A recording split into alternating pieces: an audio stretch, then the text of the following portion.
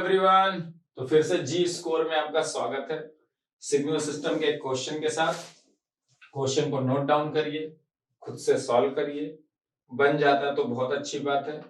और फिर कितने टाइम में आपने बनाया वो सेकंड वाली बात है, जो आप नोट डाउन करना कि कितने टाइम में आपने रिस्पॉन्ड किया, अपने नॉलेज को कितना बेहतरीन तरीके से यूटिलाइज किया, ये पर्पज है। क्वेश्चन बहुत टफ देने का कोई पर्पज नहीं है मेरा। गेट जैसे लेवल को टच करना है, गेट जैसे ट्रिक्स आपके साथ खेलता है, सिंप्लीफाइड क्वेश्चन देके आपके साथ गेम खेल देता है, वैसे क्वेश्चन है। तो आपको इस क्वेश्चन के साथ आपके पास टाइमर होना चाहिए कि टाइमली आपने सॉल्व किया कि नहीं, क्योंकि एग्जाम में जब वो 3 घंटे का प्रेशर होगा, टाइम ज्यादा लग रहा होगा, तो क्वेश्चन आप स्किप कर देंगे। हो सकता है अभी रूम पे आप 10 मिनट 15 मिनट जूझ के इसको बना लें। तो आपको ये देखना आप कितने टाइमली बनाते हो, ये भी आपके प्रैक्टिस का पार्ट होगा, है ना। और ऐसे ही प्यारे प्यारे क्वेश्चन में लाऊंगा, ज्यादा बहुत टफ या बहुत हाई फाई नहीं, लेकिन बहुत कॉन्सेप्चुअल और बहुत ट्रिकी और बहुत सिंपल सा क्वेश्चन। जिसको आता है वो बहुत इजीली सॉल्व करेगा, जिसको नहीं आता वो करता रहेगा करता रहेगा करता रहेगा। ठीक है ना। चलिए, तो इस क्वेश्चन को आप होपफुली सॉल्व कर लिए होंगे। ऑप्शन आप टिक कर दीजिएगा, मैं सॉल्व करता हूं, आंसर आ जाएगा, मैच कर लीजिएगा। हाँ, प्रोसेस जरूर देखिएगा कि मैंने क्या किया है, क्योंकि प्रोसेस में आपको कुछ ऐसी चीजें सीखने को मिलेंगी ताकि इस टाइप के और बहुत सारे दसियों क्वेश्चन आप इजीली सॉल्व कर लोगे। हो सकता है आपने सॉल्व कर दिया हो, लेकिन आपने कितने सिंप्लीफाइड वे में सॉल्व किया, ये बहुत मैटर रखती है, बात बहुत इंपॉर्टेंट बात रहती है। ठीक है ना। चलिए सॉल्व करते हैं। एलटीआई सिस्टम है, एक्सटी इनपुट लगाया, एच ऑफ टी इसका इंपल्स रिस्पांस है, एज यूजुअल जो गिवन होता है, वाई ऑफ टी इसका आउटपुट है। अगर एक्सटी लगाया output y t, x t convolution h t से आउटपुट वाई टी मिल जाता है। एलटीआई सिस्टम का आपको पता है, कन्वोल्यूशन फार्मूला वैलिड होता है एलटीआई सिस्टम के लिए। Consider a real LTI system, ये सारी वर्डिंग बड़ी इंपॉर्टेंट होती है बेटा। With impulse response H of T, जो कि यहां से दिख रहा था, आपको पता है। When input x of t क्या है भाई साहब, लिख लेते हैं। x of t cos t by 2 minus j sin t by 2। इसको अगर मैं ध्यान से प्यार से देखूं, cos theta minus j sin theta है, e की पावर माइनस j थीटा लिखा है क्या, लिख सकता हूं। कई बार ये सब चीजें छूट जाती हैं तो आप दिक्कत में आ जाते हो, बहुत इजीली लिख सकता हूं। ठीक है। is applied to this system then its output is 0। जब ये इनपुट आपने लगाया भैया इसी सिस्टम को जो गिवन था, तो इसने कहा भैया मैं 0 आउटपुट दूंगा, आउटपुट 0 दे दिया इसने, बड़ी खतरनाक बात है। Then the system must have zeros at plus minus 1 by 2, zeros at plus minus j by 2, zeros at plus minus j, zeros at plus minus 1। समझ में आई बात, क्लियर। तो आप देखो कैसे सॉल्व करते हैं। अब देखो कई लोग कई तरीके से ऐसा है वैसा करेंगे। सबसे simple approach, output y of t होगा क्या, पहले यही लिख लेते हैं ना भाई साहब। आउटपुट y ऑफ t क्या होगा, सिंपल सी बात है, कन्वोल्यूशन होगा।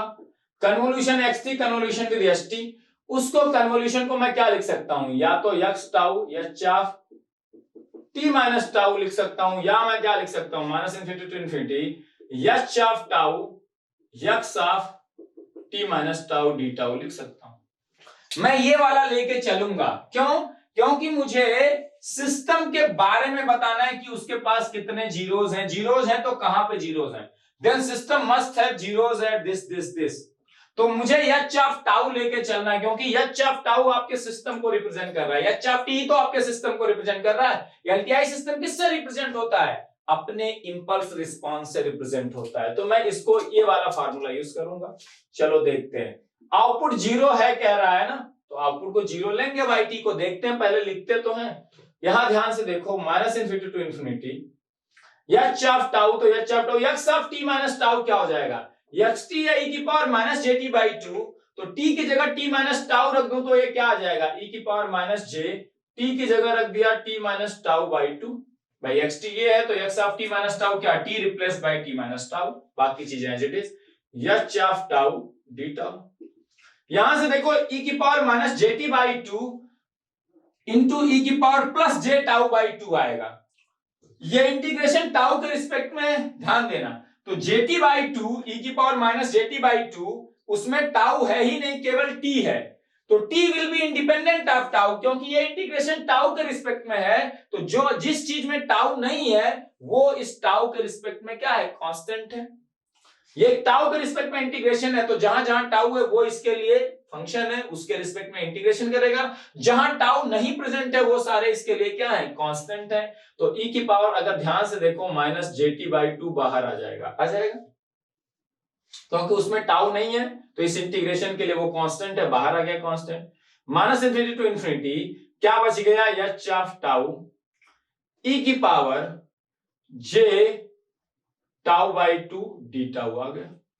अब ध्यान से देखो e की पावर -jt/2, अब yt को अगर ध्यान से देखो क्या आया, क्या है, yt comes out to be e की power -jt/2 is nothing but xt, output आ गया x of t into -infinity to infinity h of tau e की पावर j τ/2 d टाउ आ गया।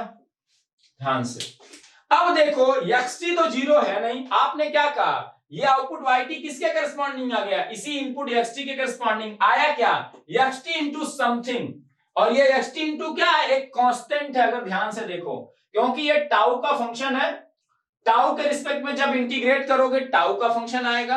अपर लिमिट में इन्फिनिटी रख दोगे तो हर टाउ की जगह इन्फिनिटी रख दोगे तो वो कोई कांस्टेंट वैल्यू आ जाएगी अपर लिमिट रखने के बाद। फिर माइनस लोअर लिमिट में हर टाउ की जगह -इनफिनिटी रख दोगे तो भी वो एक कांस्टेंट आ जाएगा। तो टोटल ये एक कांस्टेंट आने वाला है। वैसे भी देखो यस टाउ e की पावर j τ/2 एक टाउ का फंक्शन है, मान लो f टाउ, ये f टाउ d टाउ है।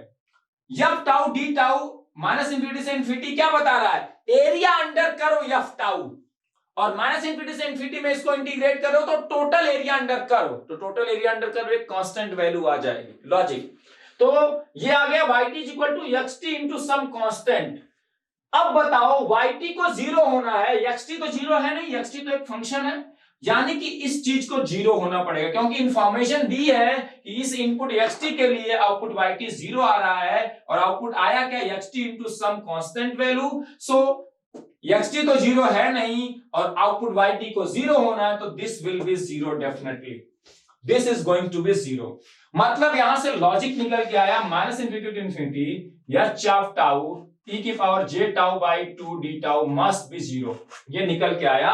अगर इस कंडीशन को सेटिस्फाई होना है कि output has to be zero for input xt that is e की पावर -jt/2। अब अगर ध्यान से देखो h ऑफ t जो आपका सिग्नल है, इसका इंपल्स, इसका अगर मैं लैपलास ट्रांसफॉर्म लिखूं h ऑफ s, क्योंकि जो जीरोस और पोल्स होते हैं वो ट्रांसफर फंक्शन hs में होते हैं, ये आपको पता है। अगर सिस्टम का ट्रांसफर फंक्शन मुझे hs पता हो तो hs के न्यूमरेटर के रूट्स जो होते हैं वो पोल्स जीरोस होते हैं, डिनोमिनेटर के जो पोल्स रूट्स होते हैं वो पोल्स होते हैं, है ना।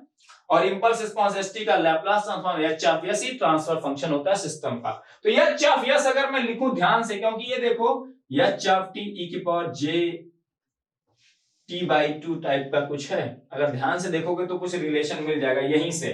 h ऑफ t e की पावर -st dt होता है लैपलास ट्रांसफॉर्म। देखो लैपलास ट्रांसफॉर्म hs क्या होता है, st का, h ऑफ t e की power -s of t dt। ध्यान से देखना बेटा, t की जगह अगर टाउ रख दो तो कोई दिक्कत है, इंडिपेंडेंट वेरिएबल यहाँ t है, t के रिस्पेक्ट में ये इंटीग्रेशन है, हर t की जगह मैं टाउ रख दूं तो इंटीग्रेशन कुछ चेंज होगा। इसको h ऑफ टाउ e की power -s of tau d tau लिखूं, कोई दिक्कत है क्या, st की पावर -st dt लिखूं या h ऑफ टाउ e की power -s tau d tau लिखूं, कोई दिक्कत नहीं है ना, बस हर t की जगह टाउ आ गया, कोई दिक्कत है क्या, कोई दिक्कत नहीं। अब इन दोनों को देखो कंपेयर करो ध्यान से, अगर मैं s इज इक्वल टू क्या रख दूं, -j/2 रख दूं, तो ये -j/2 रखेंगे तो ये e की पावर j τ/2 आ जाएगा कि नहीं। तो यस की जगह अगर मैं क्या रख दूं, यस इज इक्वल टू रख दूं -j/2 इस इक्वेशन में या h, तो ये यही आ जाएगा -इनफिनिटी to infinity h of tau e की पावर j τ/2 d टाउ आ जाएगा कि नहीं। और h ऑफ टाउ e की पावर j τ/2 d टाउ को जीरो होना ही होना है, y2 को क्योंकि जीरो होना है। इससे निकल के क्या आया, h ऑफ s की value at s is equal to -j/2 क्या आ गई, जीरो आ गई भाई साहब। और अगर एच ऑफ एस की value S is equal to minus J by two पे जीरो आ गई, ये कब पॉसिबल है? जब एच एस के पास एक जीरो हो at S is equal to minus J by two. जैसे अगर एच एस फंक्शन देखो अगर इस तरह का हो, लेट्स एग्जांपल के लिए S of A plus S of B, तो इसके पास जीरो है at S is equal to minus A पे और S is equal to minus B पे एक पोल है, तो एच एस की वैल्यू जब निकालोगे उसके जीरो पे at S is equal to minus A पे, तो देखो S is equal to minus A रखो, minus A plus A upon minus A plus B, minus A plus A आ गया zero, zero upon finite is zero, क्या आ जाएगी value zero. तो अगर एच एस की value at S is equal to minus J by two पे zero है, इसका मतलब क्या है? एच एस के पास एक जीरो है at S is equal to क्या? माइनस जे बाई टू पे, ये आपने निकाल लिया, आधा आंसर आपके पास आ चुका है।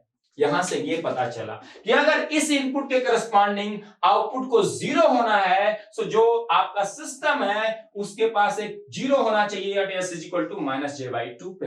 That's it. अब देखो J by minus J by two एक ही ऑप्शन में है, इस ऑप्शन में, तो आपने यहां से अगर गेस भी किया तो आंसर सीधे टिक कर दिया। लेकिन एग्जाम में आपको ऐसे फंसा सकते थे, zeros at plus minus J by two, एक ऑप्शन देते थे zeros at minus J by two, zero at minus J by two, तो अब plus minus J by two tick करते कि माइनस जे बाई टू केवल टिक करते। अब यहां पे क्वेश्चन आ जाएगा, अब देखो ये रियल एलटीआई सिस्टम है, रियल एलटीआई सिस्टम है, मतलब जब भी सिस्टम रियल है, रियल सिस्टम का क्या मतलब होता है कि उसका impulse response H of T real है। अगर एच ऑफ टी रियल है तो हम कहेंगे सिस्टम रियल है, पहली चीज। तो सिस्टम रियल है इसका मतलब impulse response S T real है, या एस टी रियल है तो हम कहेंगे सिस्टम रियल है। तो रियल एलटीआई सिस्टम गिवन है। अगर एस टी रियल है तो इसका जो transfer function H of S आएगा, जिसमें आपका एक न्यूमरेटर पॉलिनोमियल आता है और एक डिनोमिनेटर पॉलिनोमियल आता है, एक न्यूमरेटर पॉलिनोमियल और डिनोमिनेटर। तो ये जो एनएस पॉलिनोमियल होगा और ये डीएस पॉलिनोमियल, ये रियल पॉलिनोमियल्स आएंगे। तो रियल सिस्टम के लिए एच ऑफ एस भी रियल होता है, मतलब इसका कहने का मतलब है जो न्यूमरेटर पॉलिनोमियल एनएस है वो एक रियल पॉलिनोमियल है, डीएस है ये भी एक रियल पॉलिनोमियल है एस में। रियल पॉलिनोमियल का क्या मतलब? जैसे क्वाड्रेटिक हो, एनएस क्वाड्रेटिक इक्वेशन हो, let's say S square plus b s plus C, A B C अगर रियल हो जाए तो इसको कहोगे ये रियल पॉलिनोमियल है। अगर कोफिशिएंट एस के जितने हैं वो सारे रियल हो जाएं तो आप कहोगे रियल पॉलिनोमियल। तो रियल सिस्टम का मतलब एसटी इंपल्स रिस्पांस रियल का होना, और उसके लिए जो एचएस आता है उसका न्यूमरेटर और डिनोमिनेटर पॉलिनोमियल रियल पॉलिनोमियल होते हैं। और आपको पता है रियल पॉलिनोमियल के कॉम्प्लेक्स रूट्स क्या होते हैं? कॉन्जुगेट पेयर में होते हैं। और न्यूमरेटर पॉलिनोमियल के रूट्स होते हैं जीरोस, डिनोमिनेटर पॉलिनोमियल के रूट्स होते हैं पोल्स। इसीलिए कहते हैं रियल सिस्टम के जो कॉम्प्लेक्स पोल्स होंगे, जो डीएस के रूट्स होंगे, वो पेयर में एग्जिस्ट करेंगे, कॉम्प्लेक्स पेयर में, है ना। कॉम्प्लेक्स रूट्स हमेशा पेयर में एग्जिस्ट करेंगे और कॉम्प्लेक्स जीरोस भी हमेशा पेयर में एग्जिस्ट करेंगे, कॉन्जुगेट पेयर में। क्योंकि एनएस भी क्या है? रियल पॉलिनोमियल, डीएस भी। तो एनएस के जो रूट्स हैं जो कि जीरोस होते हैं, अगर वो कॉम्प्लेक्स जीरोस आए, कॉम्प्लेक्स आए तो हमेशा पेयर में एग्जिस्ट करेंगे, है ना। और इसके भी कॉन्जुगेट पेयर में, इसके रूट्स जो कि पोल्स हैं, ये अगर कॉम्प्लेक्स पोल आया कोई तो उसका कॉन्जुगेट पेयर जरूर होगा। तो आपके पास एक कॉम्प्लेक्स जीरो मिला और ये रियल सिस्टम है, तो complex poles and complex zeros will be in conjugate pair. तो दूसरा एक जीरो इसका कॉन्जुगेट क्या हो जाएगा? Plus J by two. इसीलिए answer B is the absolutely correct answer. समझ में आई बात? समझ में आई बात? और ये कॉन्सेप्ट जो आपने देखा, ये एक तरह से आइजन फंक्शन का भी कॉन्सेप्ट है ना। मैं यहाँ बहुत डिटेल में नहीं एक्सप्लेन कर रहा हूँ, लेकिन ये आइजन फंक्शन के कॉन्सेप्ट से भी रिलेटेड है चीजें, है ना। तो ये समझ लो, इस तरह का क्वेश्चन आए तो आंसर टिक करना और आगे बढ़ के चले आना, ठीक है ना। तो अब मिलेंगे फिर से नेक्स्ट जी स्कोर या जी कोर के डिस्कशन के साथ। तब तक आप जेनिक को देखते रहिए, एंजॉय करते रहिए। Thank you very much.